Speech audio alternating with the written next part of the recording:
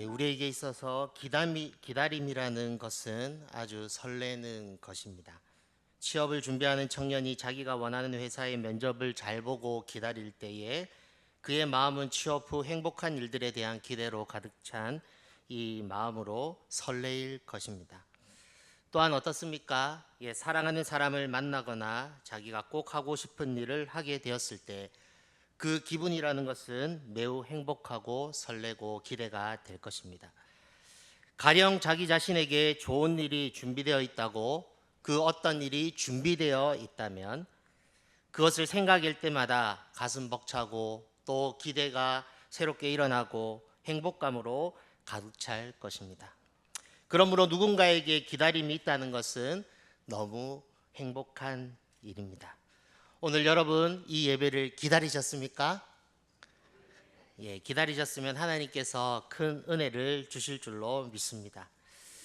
하나님께서 우리에게 기다림이라는 것을 통하여서 기대하게 하시고 또 하나님도 우리를 기다리신다는 것을 오늘도 이 예배 시간을 통하여서 우리 함께 생각해 봤으면 좋겠습니다. 오늘 본문은 취업을 앞두고 있는 사람의 마음처럼 사랑하는 사람과의 만남을 기대하는 사람의 마음처럼 또한 좋은 일을 기대하는 그런 사람의 마음처럼 기대와 설레임으로 가득 차 계신 그 한 분에 대해서 말해주고 있는데요. 오늘 우리가 읽었던 이 18절 말씀을 보시면은 우리가 믿고 있는 하나님이라고 말하고 있습니다. 우리가 아까 읽었지만 한 번 더 읽어 보겠습니다. 시작. 그러나 여호와께서 기다리시나니 이는 너희에게 은혜를 베풀려 하시며 일어나시리니 이는 너희를 긍휼히 여기려 하심이라. 대저 여호와는 정의의 하나님이심이라. 그를 기다리는 자마다 복이 있도다. 아멘. 그런데 가만히 생각해 보십시오. 만약 사랑하는 사람이 오늘 만나기로 약속하고 좋은 식당에서 음식을 먹을 것을 기대하면서 데이트하기로 하였는데 그 계획이 무산되었다고 생각해 보십시오. 또 취업이 될 줄로 알고 기다리고 있는데 만약에 불합격 통지서를 받았다면 그 마음은 어떻게 했습니까? 그리고 어떤 사람은 전 재산을 털어서 이제 사업에 성공할 것을 기대하고 올인하였는데 만약에 성공하지 못하였다면 그 마음은 어떠할까요? 아마 그 시간을 기대하고 또 기다렸던 그 사람의 마음은 실망감으로 가득 찰 것입니다. 그 절망감이라는 것은 며칠이 지나서야, 아니 더 긴 시간이 지나서야 그 감정이 해소될 것입니다. 이와 마찬가지로 오늘 본문은 하나님의 백성이 하나님의 관계와 이 언약을 파기하고 또 하나님 외에 다른 것을 의지하면서 산 결과에 대해서 말하면서 하나님의 마음이 어떠하셨는지 또 그 결과로 어떤 일을 행하셨는지 우리가 읽지 않았지만 이사야 30장을 보면 알 수 있는데요. 하나님은 먼저 이사야 선지자의 입을 벌려서 그들의 죄악성을 밝히시면서 상실한 마음, 분노의 마음, 절망의 마음을 나타내는 것을 볼 수 있습니다. 우리가 읽지 않았지만 우리 1절 말씀 같이 한번 읽어보겠습니다. 시작. 여호와께서 이르시되 패역한 자식들은 화 있을진저 그들이 계교를 베푸나 나로 말미암지 아니하며 맹약을 맺으나 나의 영으로 말미암지 아니하고 죄에 죄를 더하도다. 아멘. 즉 이스라엘 백성이 하나님 앞에 지은 죄가 무엇입니까? 30장 1절에 보시면요, 두 번이나 반복하여 말하고 있는데요, 이런 말을 합니다. 나로 말미암지 않았다. 두 번째로는요, 나의 영으로 말미암지 않았다고 말을 합니다. 이 말은 무엇을 말합니까? 더 구체적으로 2절 말씀은 말해주고 있는데요, 2절 말씀 읽겠습니다. 시작. 그들이 바로의 세력 안에서 스스로 강하려 하며 애굽의 그늘에 피하려 하여 애굽으로 내려갔으되 나의 입에 묻지 아니하였도다. 그렇게 하면서 스스로 강하려 하여서 창조주 대신 구원주 대신 그들의 아버지가 되신 또 그들의 주가 되신 그 하나님을 바라보지 않고 바로의 세력 안에서 스스로 강하려 하여서 애굽에 내려간 이 이스라엘 백성에 대해서 지금 말하고 있다는 것입니다. 이들은 나로 말지 않고 나의 영으로 말미암지 않고 나의 입에 묻지 아니하였다고 2절은 말하고 있습니다. 사랑하는 여러분, 이스라엘 백성은 누구의 백성입니까? 우리가 성경을 읽어서 잘 아시겠지만 하나님의 백성입니다. 누구를 왕으로 삼고 누구의 말을 들으면서 살아야 됩니까? 하나님을 왕으로 삼고 하나님의 말에 따라 살아야 되는 백성이 이스라엘의 백성입니다. 여호와 하나님, 언약을 성실하게 지키시는 그 하나님만 믿고 살아야 하는 백성이 이스라엘 백성임에도 불구하고 이스라엘 백성은 하나님을 배신하고 하나님의 말씀대로 살지 않고 모든 선택에 있어서 하나님으로 말미암지 않고 하나님의 영으로 말미암지 않고 여호와의 입에 묻지 않는 그런 이스라엘 백성의 모습을 볼 수 있다고 합니다. 특별히 우리가 주목해야 될 것은 2절에 나와 있는 것처럼 2절 한 번 더 보시면은 그들이 바로의 세력 안에서 스스로 강하려 하며 애굽의 그늘에 피하려 하여 애굽으로 내려갔으되 나의 입에 묻지 아니하였다 하면서 스스로 강하려고 한 이스라엘 백성의 모습을 볼 수 있습니다. 이스라엘 고통은 무엇 때문입니까? 그들이 하나님을 떠나 스스로 강하려고 할 때에 고통이 찾아오지 않았습니까? 그러나 지금도 여전히 그들을 창조하신 그 하나님을 바라보지 않고 구원자이신 그 입에 묻지도 않고 스스로 강하려 하여 자기가 자기 마음대로 애굽에 내려가서 바로의 세력에 의지하려고 하니까 하나님이 1절에 이렇게 말하고 있는 것입니다. 패역한 자식들이라고 말하고 있다는 것이죠. 이 패역한이라는 말은 우리가 잘 알고 있듯이 완고한이라는 말입니다. 어떤 말을 해도 듣지 않는 그 백성들이 이스라엘 백성임을 말하고 있다는 것이죠. 그리고 다루기가 힘든 백성임을 말하고 있다는 것입니다. 그렇게 징계를 당하고 당하였으면 깨달아야 되는데 깨닫지 못하니 하나님의 마음이 지금 답답하다 이렇게 말씀하시면서 30장 3절에서 7절까지 말씀을 보시면은 계속 이스라엘 백성이 바로를 의지하고 애굽의 도움을 구한 그 자체가 수치와 수욕이 될 것이라고 말을 하고 있다는 것입니다. 3절과 5절을 같이 한번 읽어보겠습니다. 시작. 그러므로 바로의 세력이 너희의 수치가 되며 애굽의 그늘의 피함이 너희의 수욕이 될 것이라. 5절입니다. 그들이 다 자기를 유익하게 하지 못하는 민족으로 말미암아 수치를 당하리니 그 민족이 돕지도 못하며 유익하지도 못하고 수치가 되게 하며 수욕이 되게 할 뿐임이라. 이렇게 말을 하고 있습니다. 한마디로 무엇입니까? 그들이 바로의 세력을 의지하였던 그 모든 것이 무로 돌아갈 것이다. 소용이 없을 것이다라고 하나님께서 말씀하고 있다는 것입니다. 하나님이 이스라엘 백성에게 이렇게 말씀하시는 거죠. 이스라엘 백성아, 너희와 원대한 꿈을 꾸었는데 왜 다른 것을 의지하느냐? 참 내 마음이 아프다. 너희의 그 모든 노력은 물거품이 될 것이다. 이렇게 말을 하고 있다는 것입니다. 출애굽기 19장에서 하나님이 이스라엘 백성과 언약을 맺고 그들과 함께할 나라를 꿈꾸면서 그들을 이끌어 왔는데 또 계속적으로 그들에게 말씀하시며 용서하시며 그들을 계속적으로 회복시켜 왔는데 먼저 그 하나님과의 언약을 파괴하니 그 하나님의 아픈 마음을 이스라엘 백성에게 말하는 거죠. 누구를 통해서요? 이사야 선지자를 통해서 지금 말하고 있다는 것입니다. 그래서 8절 말씀을 보시면은 이렇게 말을 합니다. 8절 읽어보겠습니다. 시작. 이제 가서 백성 앞에서 서판에 기록하며 책에 써서 후세에 영원히 있게 하라. 왜 하나님께서는 이사야 선지자를 통하여서 이제 가서 백성 앞에서 서판, 이렇게 판에다가 이 모든 이스라엘의 죄악상을 기록하고 후세에 영원히 그 자손들이 읽도록 하게 하라라고 말씀하셨을까요? 그것은 이스라엘 백성이 악이, 배신이 또 죄악이 너무 크기 때문에 너희 후대에게 대대로 전하면서 너희 조상들이 이런 악을 행했으니 너희가 다시는 이런 악을 행치 말라라고 지금 하나님께서는 경고하고 있다는 것입니다. 특별히 15절 말씀을 보시기 바랍니다. 15절 읽겠습니다. 시작. 주 여호와 이스라엘의 거룩하신 이가 이같이 말씀하시되 너희가 돌이켜 조용히 있어야 구원을 얻을 것이요 잠잠하고 신뢰하여야 힘을 얻을 것이거늘 너희가 원하지 아니하고. 이스라엘 백성의 가장 큰 죄악은 무엇입니까? 그것은 하나님을 의지하지 않고 잠잠히 구원하시는 그 하나님을 기다리면 좋은 일이 있을 것인데, 구원을 받을 것인데, 이스라엘 백성은 그 하나님을 원하지 않았다고 지금 말하고 있는 것입니다.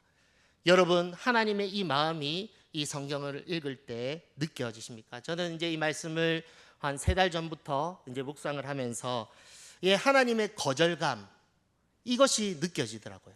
하나님께서는 계속적으로 이스라엘 백성에게 무언가를 요구하시는데 계속 거부하고, 하나님께서 하시는 말씀을 듣지도 않고, 또 계속 하나님은 이 일을 같이 꿈꿔서 하기를 원하시는데 따라오지 않는 이스라엘 백성을 바라보시면서 안타까워하시는 그 이스라엘 백성의 모습이 보이더라고요.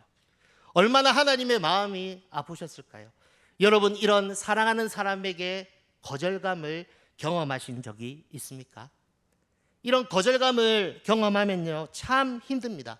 특별히 저기 지나가는 사람한테 거절하면 무엇을 부탁했는데 거절하면 아무 느낌이 없습니다. 그러나 내 가까운 사람, 아내, 그리고 내가 사랑했던 친구에게 대한 거절감, 배신감을 느끼게 되면은 그것은 어떻게 회복할 수 없는 엄청난 내 자신에게 힘듦을 가지게 된다는 것이죠.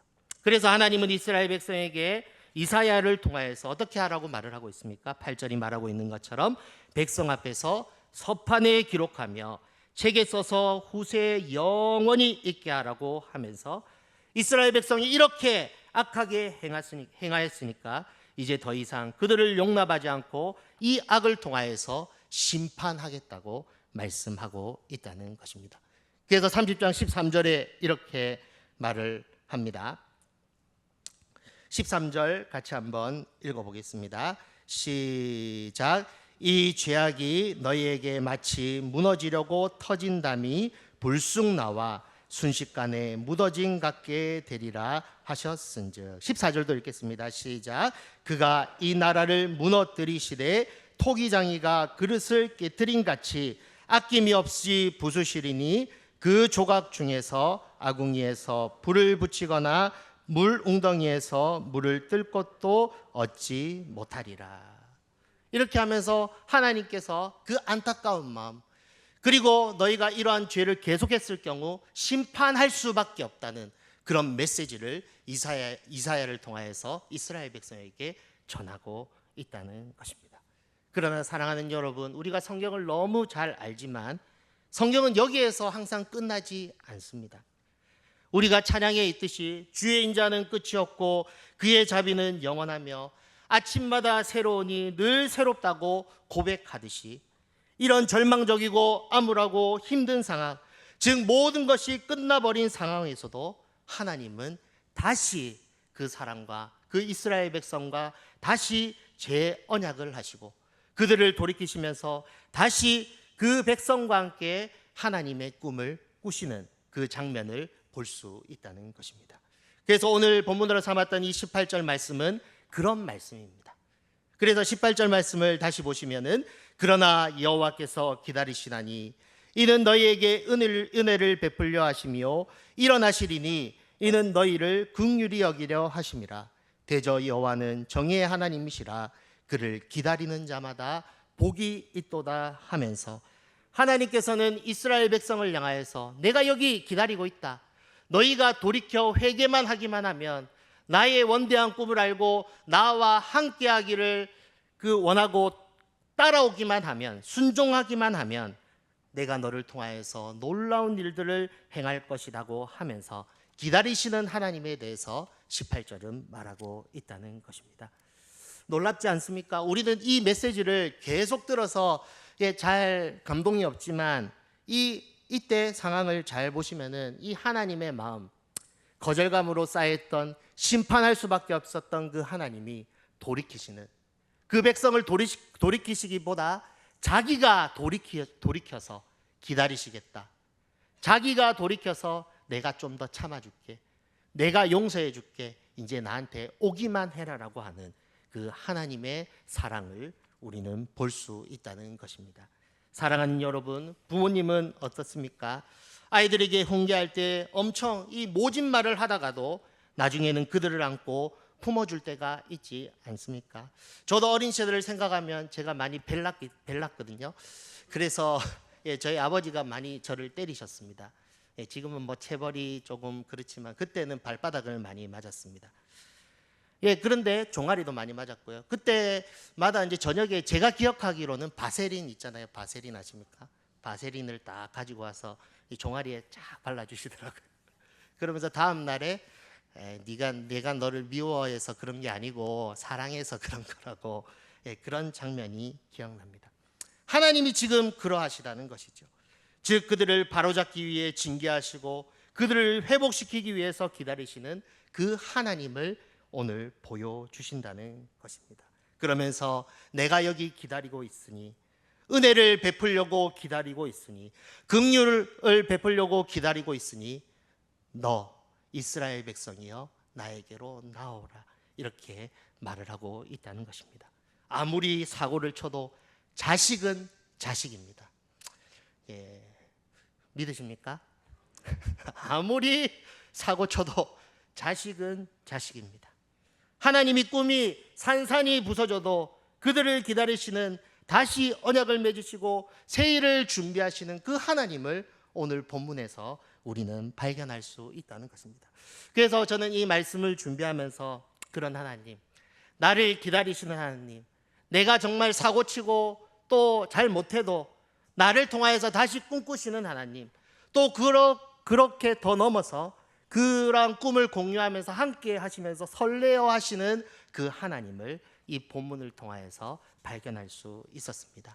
19절부터 26절까지 보십시오. 여기에는 세 가지 단어로 요약할 수 있습니다. 저를 한번 따라해 주시겠습니까? 회복, 풍성, 영광. 하나님께서는 하나님께 돌아오는 그 백성을 향하여서 회복을 약속하고 있다는 것입니다. 그리고 풍성을 약속하고 있다는 것입니다. 그리고 영광을 약속하고 있다는 것입니다. 여러분, 집에 가서 이 말씀을 잘 묵상해 보십시오. 하나님은 우리를 향해서 회복을 꿈꾸고 계십니다. 믿으십니까? 그리고 풍성을 꿈꾸고 계십니다. 믿으십니까? 영광을 꿈꾸고 계십니다. 믿으십니까? 그리고 우리가 가장 걱정하는 것, 이스라엘 백성이 가장 걱정하였던 그 문제를 해결하시는 하나님을 볼 수 있습니다. 27절 말씀을 읽어보겠습니다. 시작. 보라, 여호와의 이름이 원방에서부터 오되 그의 진노가 불붙듯 하며 빽빽한 연기가 일어나듯 하며 그의 입술에는 분노가 찼으며 그의 혀는 맹렬한 불 같으며. 아멘. 하나님께서는 이스라엘 백성을 향하여서 이러한 새 일을 준비하고 있다는 것이죠. 31절에 보시면 그 구체적인 이야기가 나옵니다. 31절 다시 읽겠습니다. 시작. 여호와의 목소리가 앗수르가 낙담할 것이며 주께서는 막대기로 치실 것이라. 아멘. 즉 이스라엘 백성이 애굽을 의지하였던 그 동기가 무엇이었습니까? 그 원인이 무엇이었습니까? 앗수르 나라가 공격해 왔기 때문에 애굽을 의지하였습니다. 그러나 하나님께서는 자기에게 돌아오기만 하면은 그 원인을 제거해 주시겠다고 지금 31절에 말하고 있다는 것입니다. 그러면서 나에게 돌아오라. 나에게 돌아오면 애굽 의지하지 않아도 된다. 그 원인 자체를 내가 없애주겠다고 지금 말해주고 있다는 것입니다. 사랑하는 여러분, 하나님께 돌아가면요, 우리가 염려하고 걱정하던 그 원인 자체를 없애주는 줄로 믿으시기 바랍니다. 우리가 다른 것을 이 문제 때문에 의지하였는데 우리가 하나님께 돌아가기만 하면은 이거 의지하지 않아도, 세상 사람들이 의지하는 그것 바라보지 않아도 하나님께서는 나의 모든 문제를 해결해 주시는 그 하나님임을 우리는 기억해야 된다는 것입니다. 그러면서 하나님께서 계속 말씀하고 계시는 겁니다. 이사야 이 말씀을 통하여서 돌아오라. 돌아오라, 돌아오라 말씀하고 있다는 것입니다. 이 히브리어로 하면은 슈브거든요. 슈브. 예, 예, 좀 잠올 수도 있으니까요. 자, 따라해 보시겠습니까? 슈브, 슈브, 슈브. 예, 돌아오라고 지금 말하고 있다는 것입니다. 사랑하는 여러분, 이사야 성경을 계속 들어서 아시겠지만 하나님은 이스라엘 백성을 향해서 무엇을 원하고 계십니까? 지금 함께하기를 원하고 계십니다. 왜 그런지 모르겠습니다. 그러나 하나님께서는 그들을 선택하셨고 그들을 통하여서 놀라운 일들을 계획하고 계시기 때문에 그들을 기다리시고 그들을 용서하시고 용납하시고 내가 여기 기다리고 있으니 나에게 돌아오라고 지금 말씀하고 있다는 것입니다. 사랑하는 여러분, 하나님은 지금도 우리를 향해서도 이렇게 말씀하십니다. 슈브, 슈브, 슈브. 돌아오라, 돌아오라, 돌아오라. 내가 기다리고 있다. 내가 너에게 은혜를 베풀려고, 긍휼을 베풀려고 기다리고 있다고 지금 말하고 있다는 것입니다. 사랑하는 여러분, 하나님께로 돌아가면 됩니다. 여호와께로 돌아가면 회복하시고 풍성케 하시고 영광을 베풀어 주십니다. 믿으십니까? 혹시 하나님의 부름에 응답하고 계시지 않다면 그저 하나님께 나아가시기 바랍니다. 혹시 절망 가운데 수치와 수욕 가운데 그렇게 깨진 분이 계시다면 하나님 앞에 이 한마디를 하십시오. 하나님, 잘못했습니다. 내가 돌아갑니다. 주님, 내가 여기 있습니다. 기다리시는 하나님께 나아왔습니다. 이 고백만 하면 됩니다. 그러면 하나님께서 이렇게 말씀하실 것입니다. 그래, 고생했다. 내가 너를 얼마나 기다리고 기다렸는데, 내가 너를 얼마나 기다리고 기다렸는데 잘 왔다 하면서 우리를 안아주실 것입니다. 사랑하는 여러분, 여호와께 돌아가서 회복을 경험하시기 바랍니다. 풍성을 경험하시기 바랍니다. 영광을 경험하시기 바랍니다. 아까 제가 집에 가서 읽어보라고 하였던 19절부터 26절의 맨 마지막 절인 26절은 저한테 엄청 은혜가 되더라고요. 제가 한번 읽어드리겠습니다. 여호와께서 자기 백성의 상처를 싸매시며 그들의 맞은 자리를 고치시는 날에는 달빛은 햇빛 같겠고 햇빛은 7배가 되어 7날의 빛과 같으리라. 아멘. 하나님께 돌아가기만 하면 이전의 영광보다 더 큰 영광으로 채워주실 줄로 믿습니다. 성경은 여호와께 돌아가면 그런 일이 있다고 말하고 있다는 것입니다. 그런데 사랑하는 여러분, 어떻게 보면 하나님은 여러분을 그냥 주일 한 번, 어떤 한 날 기다리시는 것이 아니고 매일 날마다 기다린다고 저는 생각합니다. 저는 이 말씀을 준비하면서 누가복음 15장에 나오는 이 돌아온 탕자 이야기를 묵상을 했습니다. 특별히 누가복음 15장에 나오는 둘째 아들을 기다리면서 아버지는 어떻게 했는지 누가복음 15장 20절에는 이렇게 말을 합니다. 이에 일어나서 아버지께로 돌아가니라. 아직도 거리가 먼데 아버지가 그를 보고 측은히 여겨 달려가 목을 안고 입을 맞추니. 제가 주목하였던 것은 그를 보고라는 단어였습니다. 제가 이것을 찾아보니까 둘째 아들이 오나 안 오나 경계하면서 매일 신중하게 지켜보는 이 하나님의 모습을 제가 발견할 수 있었습니다. 그러면서 오늘 말씀과 이렇게 연결지어서 정말 하나님은 우리가 돌아오기를 정말 신중하게 오늘 오나 내일 오나 언제 오나 이렇게 하며 기다리고 계시는 그 하나님을 저는 발견할 수 있었습니다. 사랑하는 여러분, 하나님은 언제나 우리를 기다리실 때요 그냥 막연하게 기다리시는 것이 아닙니다. 아주 주의 집중해서 이 사람이 언제 오나, 언제 그 마음을 돌이킬까, 언제 와서 나를 붙잡을까, 나를 의지할까, 이렇게 하면서 매일 기다리고 계시다는 것입니다.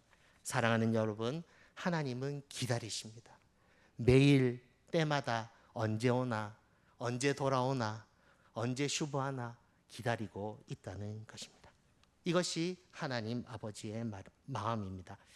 우리를 매일 기다리시는 하나님께 돌아갈 때 우리는 회복과 풍성과 영광을 얻을 수 있습니다. 그래서 18절 마지막 하반절에 보면은 이런 말이 있습니다. 제가 18절 한 번 더 읽어 보겠습니다. 그러나 여호와께서 기다리시나니 이는 너희에게 은혜를 베풀려 하심이요 일어나시리니 이는 너희를 긍휼히 여기려 하심이라. 대저 여호와는 정의의 하나님이시라. 그들을 기다리는 자마다 복이 있도다. 아멘. 예, 하나님의 기다리심을 기억하고 그 하나님을 만날 그 생각을 하면서 기다리는 그 자가 또한 복되다고 성경은 말하고 있다는 것입니다. 사랑하는 여러분, 하나님이 가까이 계실 때 부르시기 바랍니다. 여러분을 찾을 때, 기다리고 계실 때 부르시기 바랍니다. 여호와께 돌아오면 하나님께서는 회복과 영광과 또 풍성을 주십니다. 이사야 55장 6절 7절에는 이렇게 말을 합니다. 너희는 여호와를 만날 만할 때 찾으라. 가까이 계실 때 그를 부르라. 악인은 그 길을, 불의한 자는 그의 생각을 버리고 여호와께로 돌아오라. 그리하면 그가 긍휼히 여기시리라. 우리 하나님께로 돌아오라. 그가 너그럽게 용서하시리라. 하나님은 오늘도 둘째 아들을 기다리신 것처럼 기다리고 계십니다. 언제 오나? 언제 돌아와서 나를 만나주나 기다리고 계십니다. 아무쪼록 우리를 기다리시는 하나님께 돌아가서 회복과 풍성과 영광을 경험하는 저와 여러분이 되기를 주의 이름으로 축복합니다.